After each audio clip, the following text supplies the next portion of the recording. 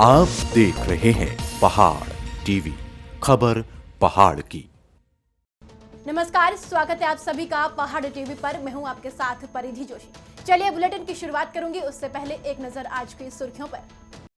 उत्तराखंड में भी कोरोना संक्रमण बेकाबू, मौत के मामलों में लगातार हो रही है बढ़ोतरी। कोरोना पॉजिटिव मरीजों को नहीं मिल रहा टोल फ्री हेल्पलाइन नंबर से जवाब, लोगों में आक्रोश। पंचायत प्रतिनिधियों को सरकार करे फ्रंटलाइन वर्कर घोषित, पंचायत प्रतिनिधियों ने की मांग। उत्तराखंड में कोरोना संक्रमण बेकाबू होने के साथ ही संक्रमितों की मौत के मामले लगातार बढ़ रहे हैं। वर्तमान में उत्तराखंड में कोरोना मृत्यु दर राष्ट्रीय औसत दर से भी ज्यादा है। संक्रमण के साथ मरीजों की मौतें रोकना सरकार के सामने बड़ी चुनौती है। स्वास्थ्य विभाग की ओर से कई रणनीतियां अपनाई जा रही है। इसके बावजूद संक्रमितों की मौत के मामले थम नहीं रहे हैं। प्रदेश में कोरोना संक्रमितों की मृत्यु दर 1.41% है, जबकि राष्ट्रीय स्तर पर मृत्यु दर 1.13% है। प्रदेश में 5 दिनों के भीतर प्रदेश में 250 कोरोना मरीजों ने दम तोड़ा है। उत्तराखंड में कोरोना काल में उपभोक्ताओं को बिजली महंगी होने से झटका लगा है। उत्तराखंड विद्युत नियामक आयोग ने सोमवार को नई दरें जारी कर दी है। इसके तहत बीपीएल और 100 यूनिट तक खर्च करने वाले और उपभोक्ताओं को बिजली दरों में बढ़ोतरी से राहत दी गई है। 101 यूनिट से ऊपर वाले उपभोक्ताओं को प्रति यूनिट के साथ ही फिक्स चार्ज भी अधिक देना होगा।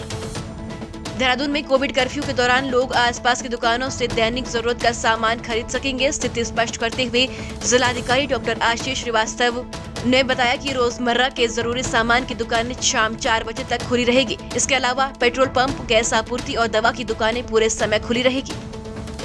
उत्तराखंड में कोरोना संक्रमण की बढ़ती रफ्तार अब लोगों में खौफ पैदा कर रही है। स्वास्थ्य विभाग और निजी लैब पर रोजाना 30,000 से ज्यादा सैंपलों की जांच हो रही है। वहीं मरीजों की संख्या भी लगातार बढ़ रही है। प्रदेश में एक्टिव केस की संख्या 40,000 के पार पहुंच गई है। अब प्रदेश में कुल संक्रमितों की संख्या 1,56,859 पहुंच गई है, जिसमें से 1,12,265 मरीज स्वस्थ हो चुके हैं। कोरोना संक्रमण बेकाबू होने से जहां एक तरफ कोरोना के गंभीर मरीजों को बेड और आईसीयू उपलब्ध नहीं हो पा रहे हैं, वहीं अन्य बीमारियों के मरीजों की भी दिक्कतें बढ़ गई है। खासतौर से राजकीय मेडिकल अस्पताल में डायलिसिस करने वाले मरीज परेशान हैं। राजकीय दून मेडिकल कॉलेज अस्पताल में कुछ महीने पहले ही 10 बेड का अत्याधुनिक डायलिसिस सेंटर बनाया गया था। फिलहाल अस्पताल के कोरोना मरीजों के लिए डेडिकेटेड होने के बाद डायलिसिस कराने वाले मरीजों की दिक्कतें बढ़ गई है। कोविड के इस काल में कई बार ऐसे वीडियोस भी सामने आ रही है जब लोग अति आवश्यक कार्यों से बाहर निकल रहे हैं पर उनका चालान कट रहा है। ऐसे में वो जब कारण बता रही हैं तो ये सब कुछ भी हो रहा है।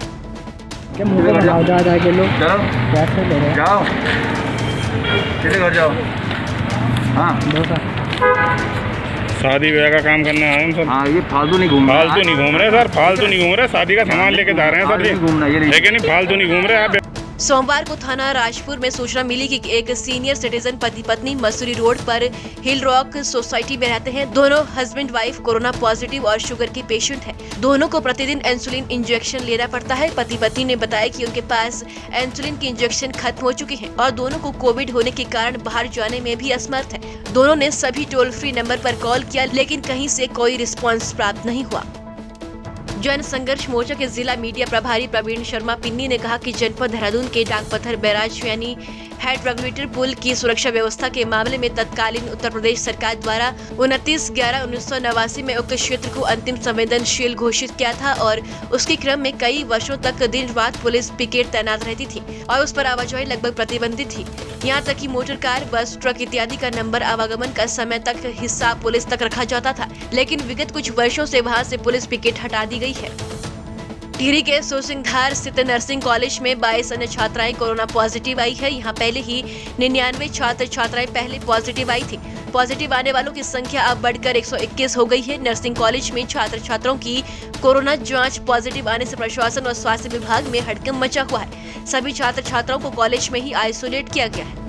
जैसे कि आप लोगों ने देखा स्थिति तो इस समय थोड़ा सा सोच नहीं कह सकते, हम लोग थोड़ा गंभीर बनी हुई है हम लोगों के लिए, क्योंकि काफ़ी लोग पॉजिटिव आ रहे हैं, काफ़ी संख्या में पॉजिटिव आ रहे हैं। इस समय जो हमारे डिस्ट्रिक्ट में पूरे एक्टिव केसेज हैं वो हमारे पास 700-750 के लगभग इस समय एक्टिव केसेज हमारे पास है और उसमें मैक्सिमम जो है हमारे होम आइसोलेशन में है, 500 के लगभग हमारे होम आइसोलेशन में है। कोविड केयर सेंटर की कैपेसिटी हमने बढ़ा दी है। डिस्ट्रिक्ट कोविड केयर सेंटर में हमने 3 होटल्स जो है जिलाधिकारी महोदय द्वारा अधिकृत करके हमें दे दी गए हैं कोविड केयर सेंटर चलाने के लिए, तो काफ़ी हमारी कैपेसिटी उस हिसाब से बढ़ गई है।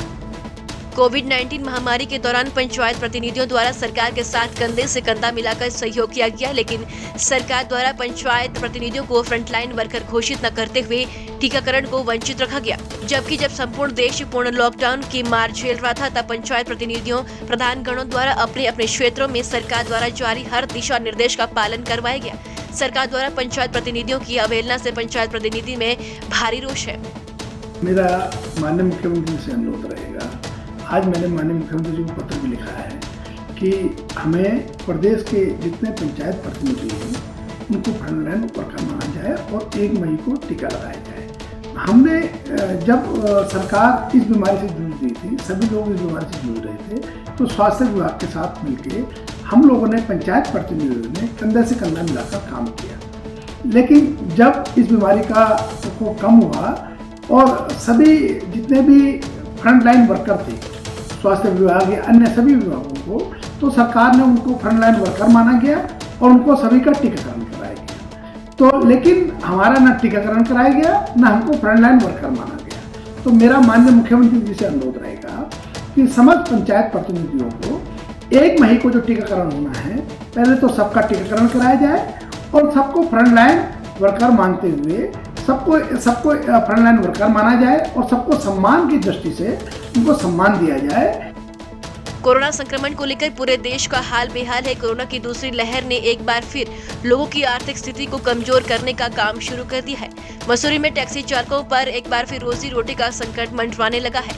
मसूरी टैक्सी कार एसोसिएशन में करीब 700 टैक्सी पंजीकृत है, जिससे वर्तमान में पहिए पूरी तरह से जाम हो चुके हैं।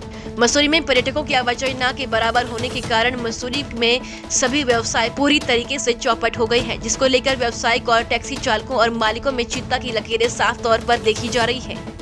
लास्ट ईयर की भांति इस बार तो उससे भी ज़्यादा अधिक लोगों पे प्रभावित हो गए हैं। लास्ट ईयर लोगों के लिए इतना वो नहीं था, मुश्किल नहीं था, क्योंकि लोगों का थोड़ा बहुत अपना था, लोगों का बैंक बैलेंस भी था, जो भी समझा जाए। परंतु इस बार बिना लॉकडाउन के भी लॉकडाउन से अधिक स्थिति, बुरी स्थिति हो गई लोगों की। लोगों का खाने के लिए नहीं, लोगों के अपनी गाड़ियों की किस्त देने के लिए, लोगों के ऊपर कुछ भी स्थिति इतनी दयनीय है कि मैं कुछ बता नहीं सकता। मुझे भी खुद रोना आ रहा है कि लोगों की कैसे मदद की जाए और क्या किया जाए।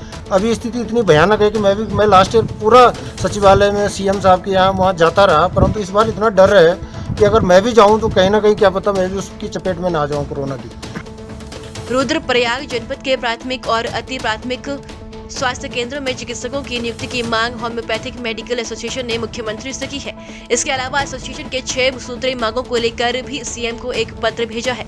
एसोसिएशन के महासचिव डॉक्टर एस रावत ने मुख्यमंत्री को भेजे ज्ञापन में कहा कि जुलाई 2017 में एलोपैथिक विभाग के तहत स्थापित प्राथमिक और अतिरिक्त प्राथमिक स्वास्थ्य केंद्रों में 180 चिकित्सकों की नियुक्ति का प्रस्ताव भेजा था, जिस पर अभी तक कोई कार्रवाई नहीं हो सकी है। उन्होंने शीघ्र उक्त चिकित्सकों के पदों पर नियुक्ति करने की मांग की है, ताकि आम जनमानस को होम्योपैथिक चिकित्सा का लाभ मिल सके।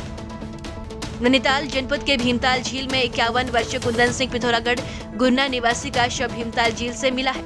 मौके पर स्थानीय नाव चालक और भीमताल पुलिस द्वारा शव को झील से निकाला गया। वहीं पुलिस द्वारा बताया गया कि कुंदन सिंह एक सप्ताह से अपने घर से गायब थे।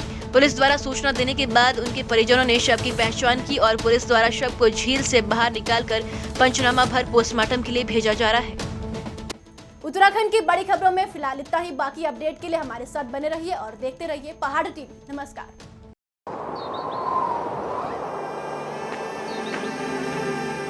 है बेखौफ उम्मीद का रंग।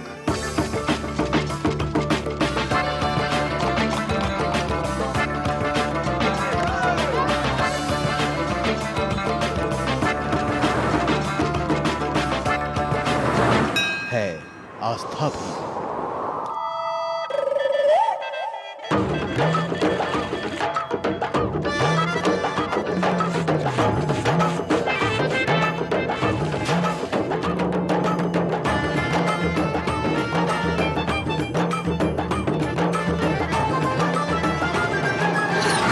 ये है मेरा उत्तराखंड।